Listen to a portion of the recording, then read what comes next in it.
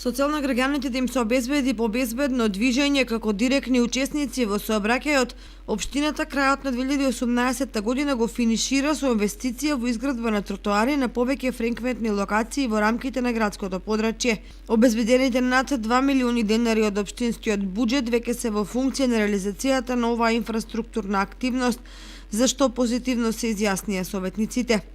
Покрај конфигурацијата на теренот, на дел од тротоарите ќе бидат поставени бетон плочки, а помал дел ќе бидат со бетонска подлога.